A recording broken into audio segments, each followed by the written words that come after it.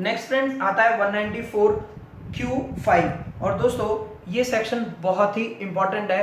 The provision of this section shall not apply to a transaction on which tax is deductible under any other provision of the act and tax is collectable under the provision of section 206C other than a transaction to which subsection 1H of section 206 applies.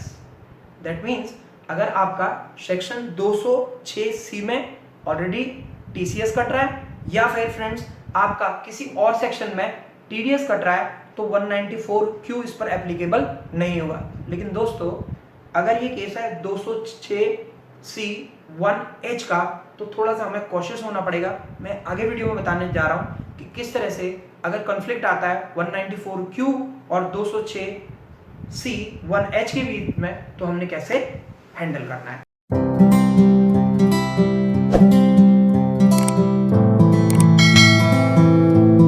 अगर एक person का 194C में already TDS cut रहा है तो दोस्तों आप 194Q में उसका टीडीएस दोबारा नहीं काटेंगे। फॉर एग्जांपल आप कहीं पर भी एक बिल्डिंग बना रहे हैं, उस बिल्डिंग के लिए मटेरियल खरीदा जा रहा है और वो मटेरियल जो कि आप खरीद रहे हैं और उसके लिए आप कॉन्ट्रैक्टर को लेबर प्लस मटेरियल दोनों की पेमेंट कर रहे हैं तो फ्रेंड्स अगर यहाँ पे 194C में ऑलरेडी टीडीएस कट रहा है तो दोस्तों आप उसका टीडीएस दोबारा नहीं काटेंगे 194Q सेक्शन में। किसी भी एक गिवन ट्रांजैक्शन पे टीसीएस का 206C1H और 194Q इकट्ठा नहीं लगेंगे। दैट मीन्स या तो 194Q लगेगा और या फिर टीसीएस का प्रोविजन 2061H लगेगा। ऐसा क्यों है दोस्तों बताने जा रहा हूँ।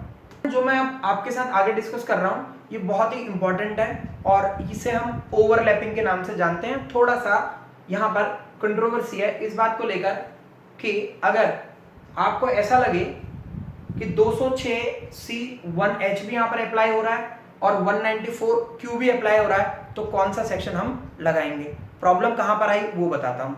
बेसिकली 194Q में ये लिखा हुआ है कि बायर को टीडीएस काटना है सेलर का अगर उसके पिछले साल में यानी कि बायर का पिछले साल में ग्रॉस रिसिप्ट टर्नओवर या फिर सेल अमाउंट 10 करोड़ से ज्यादा था और अब वो सेलर से सामान खरीद रहा है 50 लाख रुपए से ज्यादा का।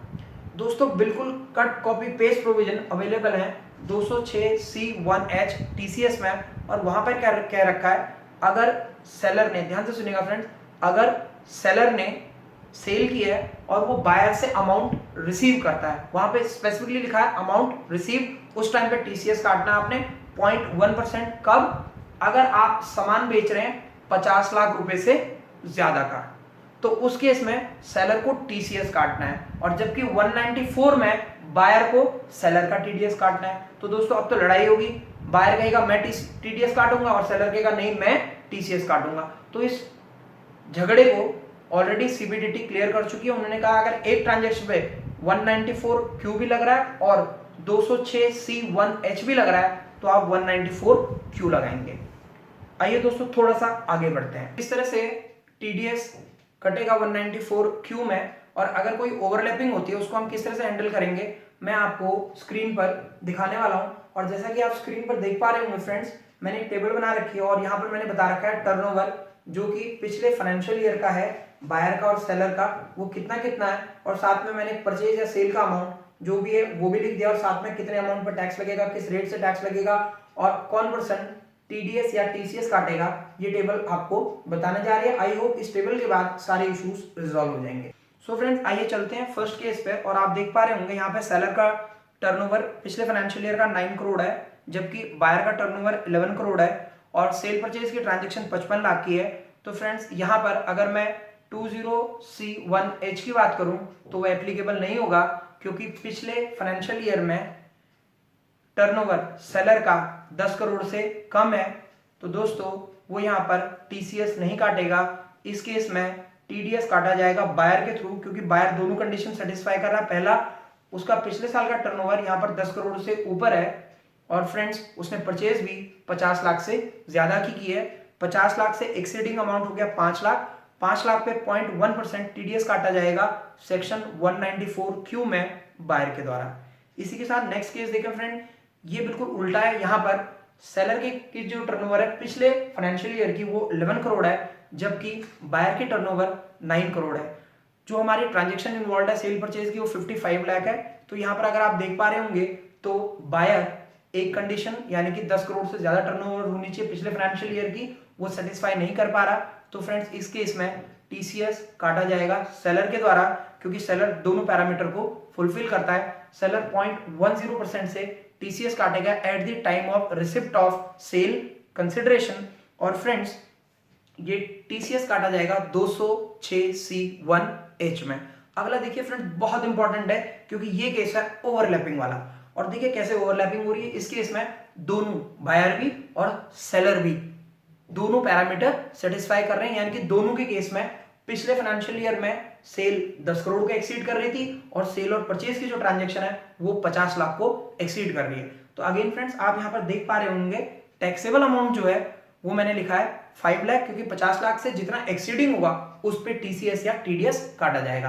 अब सवाल ये उठा अगर दोनों ही पैरामीटर को सेटिस्फाई कर रहे हैं तो कौन काटेगा।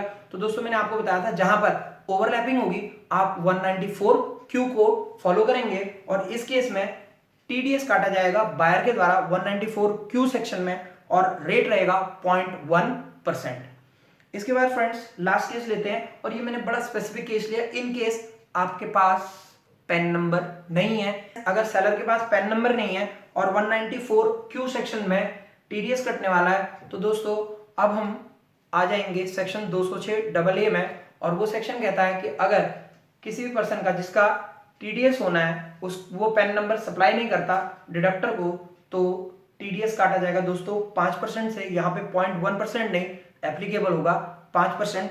इस बात का आपको ध्यान रखना है। इसी तरह से दोस्तों इन केस अगर बायर के पास नहीं होता पेन नंबर, या फिर बायर पेन नंबर या फिर आधार सप्लाई नहीं करता सेलर को, और सेलर को काटना होता टीसीएस 206C1H में, तो दोस्तों जो मैक्सिमम डिडक्शन होती वो होती 1%। स्टूडेंट कंफ्यूजन को पूरी तरह से आई होप मैंने आपकी क्लियर कर दिया है। फिर भी अगर आपको डाउट आता है तो आप एक और टेबल देख पा रहे होंगे जो कि आपको स्क्रीन पे दिखाई दे रही है। मैंने कंपैरिजन किया छोटा सा 194Q और 206C1H का। दोस्तों इसमें सबसे पहले आ रहा है पर्पस, और 194Q में जैसे कि आप जानते हैं टैक्स डिडक्ट किया जाता है, और जबकि 206C1H में टीसीएस की बात होती है, यानी कि टैक्स कलेक्ट किया जाता है। 194Q जो होता है ये एप्लीकेबल होता है बायर पे, यानी कि बायर को टीडीएस काटना होता है, जबकि 206C1H ये एप्लीकेबल होता है सेलर के लिए, और सेलर को कलेक्ट करना होता है टीसीएस बायर से। फिर दोस्तों ये एप्लीकेबल कब से होगा, 1 जुलाई 2021 से 194Q एप्लीकेबल है, जबकि 1 अक्टूबर 2020 से 206C1H ऑलरेडी एप्लीकेबल हो चुका है। इसके बाद दोस्तों सबसे इंपॉर्टेंट है कब टीडीएस या टीसीएस काटा जाएगा। तो दोस्तों आपको बताना चाहूंगा ये जो टीडीएस की डिडक्शन होती है इसके लिए लिखा हुआ है TDS shall be deducted at the time of payment और crediting of such income to the account of seller whichever is earlier.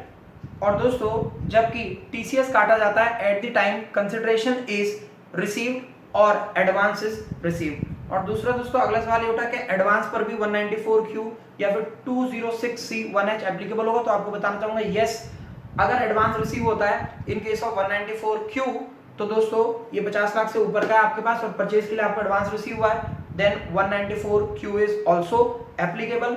Similarly in case of 206C1H friends advance payment पर भी टीसीएस की liability बनती है।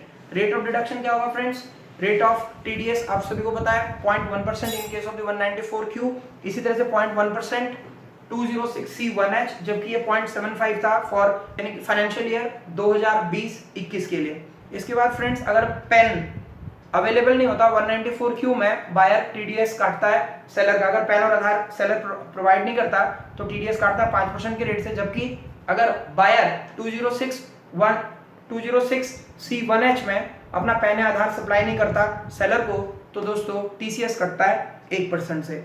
इसके बाद दोस्तों बहुत ही छोटी मोटी चीज़ है कि 194Q की अगर बात करें, गवर्नमेंट ने अभी कोई ऐसी नोटिफिकेशन निकाली नहीं कि क्या इंक्लूडेड है क्या एक्सक्लूडेड है, तो अभी शायद ये नोटिफिकेशन आएगी। Buyer is importer of the goods, central और स्टेट गवर्नमेंट और local authority and embassy high commission, इसके साथ में consulate and trade representative of a foreign state, तो इन लोगों को दोस्तों 206C1H में कवर नहीं किया गया, यानी कि वहां से इनको एक्सक्लूड किया गया है।